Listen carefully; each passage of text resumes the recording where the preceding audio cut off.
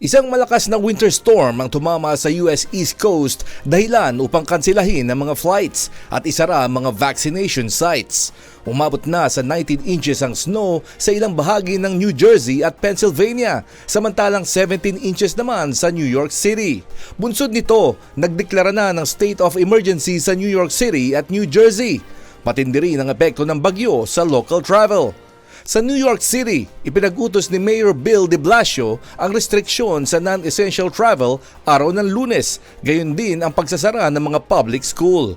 Sinuspindi naman ni New Jersey Governor Philip Murphy ang bus at rail operations at ipinag-utos na rin ang pagsasara ng mga kalsada at paglikas kung kinakailangan.